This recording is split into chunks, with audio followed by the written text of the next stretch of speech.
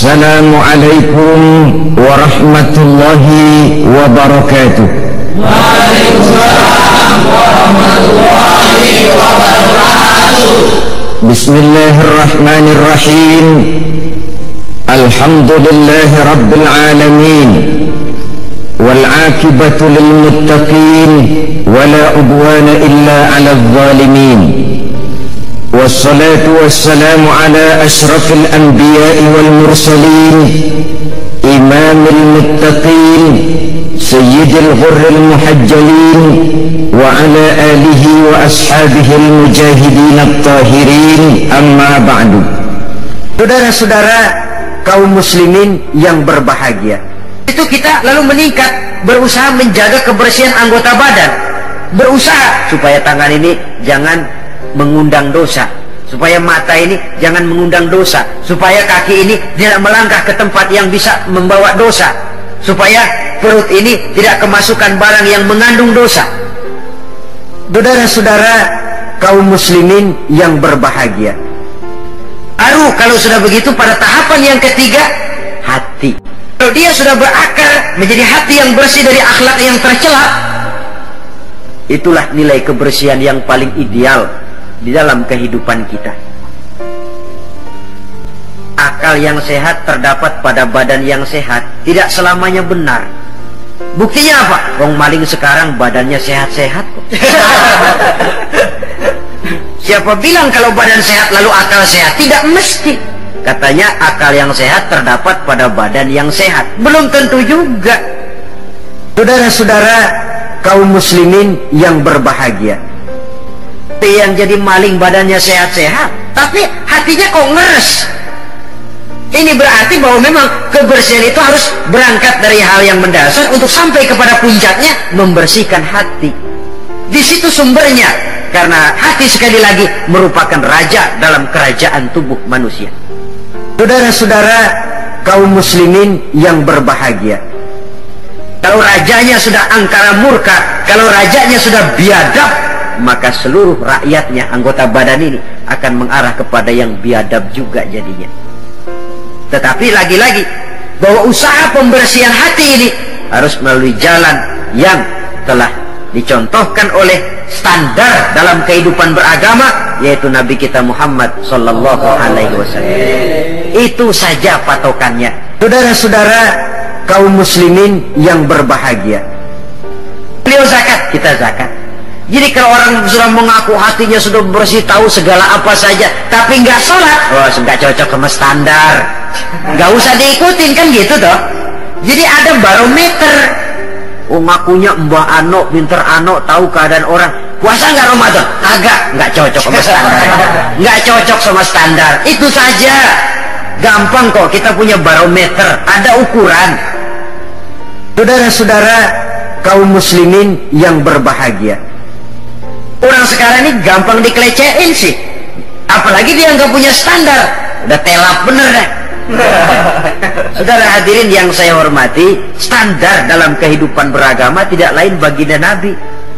Taruhlah belum bisa sabar seperti sabarnya beliau, taruhlah belum bisa melaksanakan tahajud seperti tahajudnya beliau, taruhlah kita belum bisa ikut sholat seperti sholatnya beliau, tetapi yang belum bisa dicontoh seluruhnya kan tidak perlu ditinggal semuanya. Saudara-saudara kaum muslimin yang berbahagia, apalagi lalu mencela seperti dulu zaman anak-anak ada cerita serigala pengen makan buah anggur, tinggi, lompat jatuh lagi, lompat jatuh lagi, nggak bisa tercapai itu anggur. Akhirnya putus asa, kecewa, kemana-mana dia pergi ngomong sama semua binatang, anggur pahit, anggur asam, anggur pahit, anggur asam. Padahal bukan anggur yang pahit, dia aja yang kagak bisa ngambil.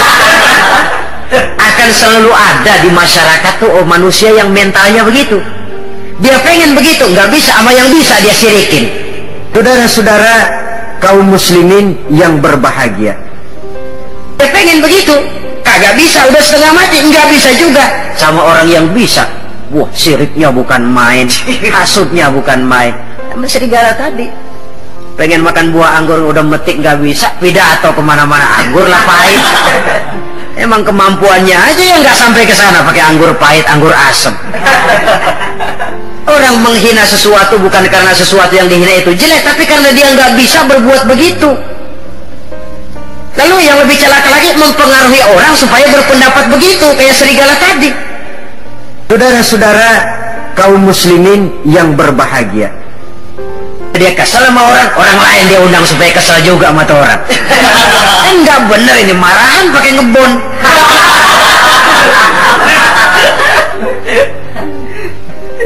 Akan selalu ada di tengah masyarakat orang yang punya mental yang disebut rationalization itu, rationalization. Penyakit kejiwaan itu sebenarnya. Dia pengen punya televisi, setengah mati, nggak bisa juga, tetangganya bisa duluan, habis dia katain, emang dia miara tuyul.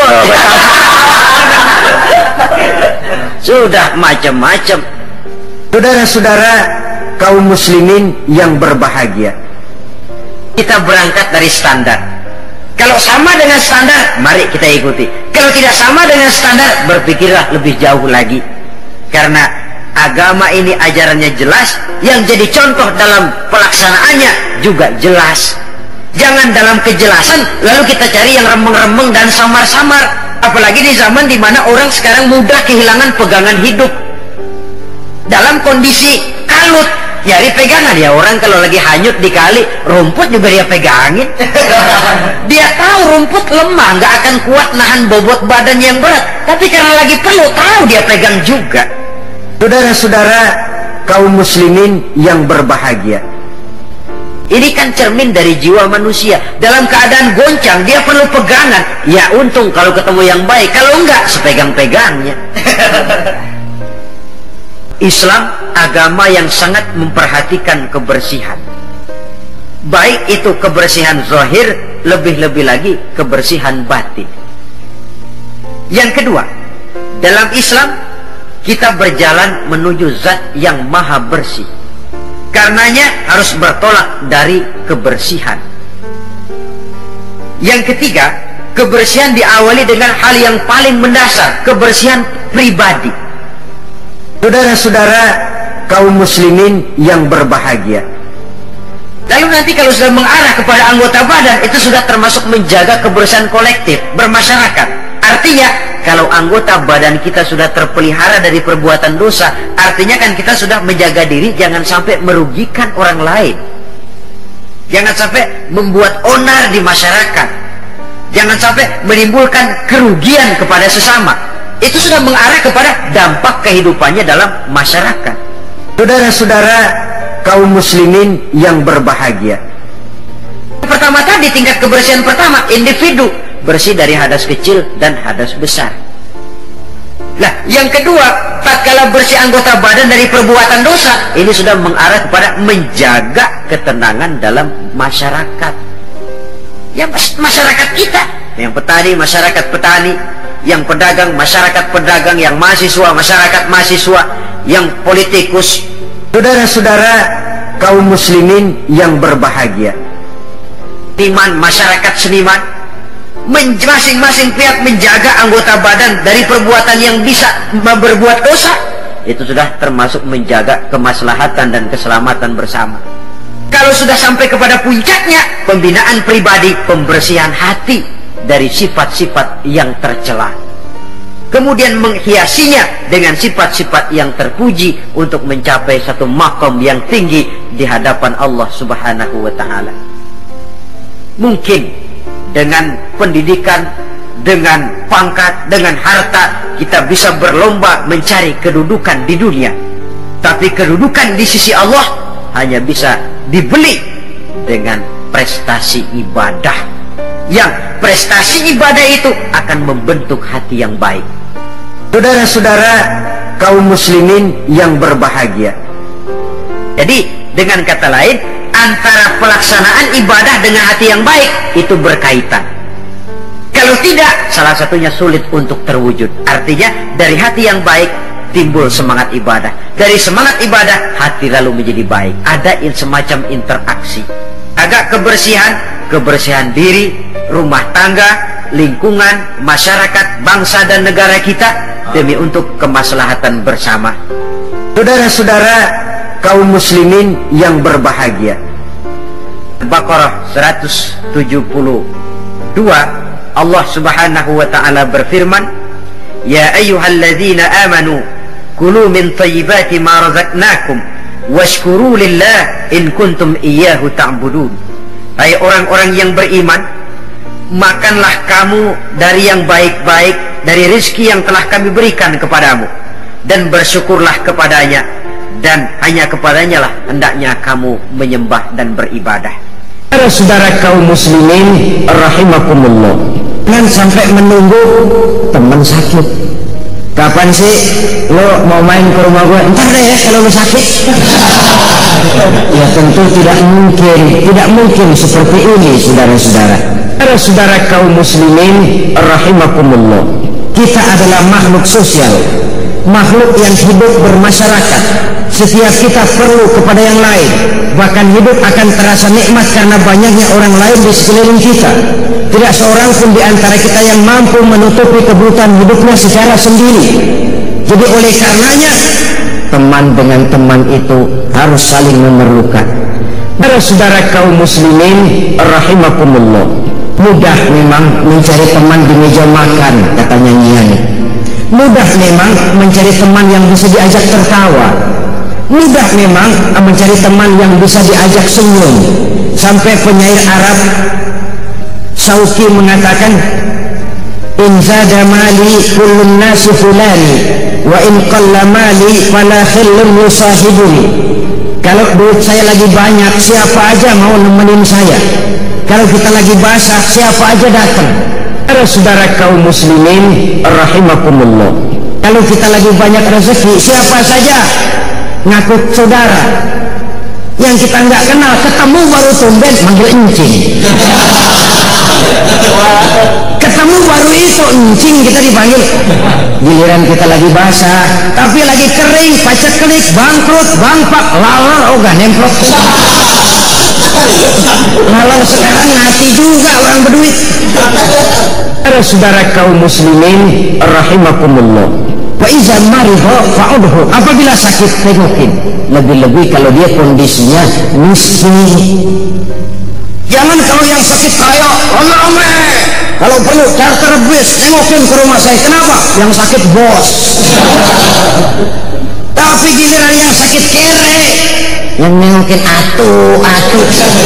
Kalau nggak pakai baju nyetuk, terbalik saudara-saudara. Iya, bos perlu deh tengokin, tapi yang posisinya lebih susah dari kita, lebih perlu kita tengokin. Saudara kaum muslimin rahimakumullah, ingatnya kita sudah merupakan obat bagi dia. Yang keenam, yang terakhir, hak seorang muslim, wa iza mata fattabi'hu, apabila dia mati iringi jenazahnya. Kata Nabi, apabila kita datang nengokin orang meninggal, takziah, kemudian ikut membayangin, kemudian ikut ngantar ke kubur, maka dia akan mendapat pahala yang berat timbangannya 2 kali Jabal Uhud. Jabal Uhud satu bukit besar di Saudi sana, timbangannya 2 kali Jabal Uhud. Saudara kaum muslimin rahimakumullah, sejak takziah, ikut membayangin, mengantar jenazah ke kubur, sampai selesai upacara penguburannya, diberikan pahala dengan timbangan seberat 2 kali Jabal Uhud. Sesuatu yang sangat luar biasa. Takziah, dia yang sudah meninggal memang tidak lagi bisa melihat kita secara zahir, tapi dia tahu, karena orang Islam mati bukan mati kayu, mati yang selesai lalu selesai begitu saja. Tidak. Karena itu mari kita jadikan satu kebiasaan, membantu keluarga yang mendapat musibah dan kesulitan menurut yang kita mampu. Saudara kaum muslimin rahimakumullah, dia dengan adab, malam keluarga yang tinggal kita tunggui dengan omongan nasihat yang baik, mentradisikan agama, membaca ayat-ayat suci Al-Quran, menghibur hati yang masih hidup, dan mengiringi yang sudah wafat dengan iringan doa. Sehingga dengan demikian baik hubungan kita kepada yang masih hidup, dan baik juga hubungan kita kepada yang sudah meninggal. Terima kasih. Wassalamualaikum warahmatullahi wabarakatuh.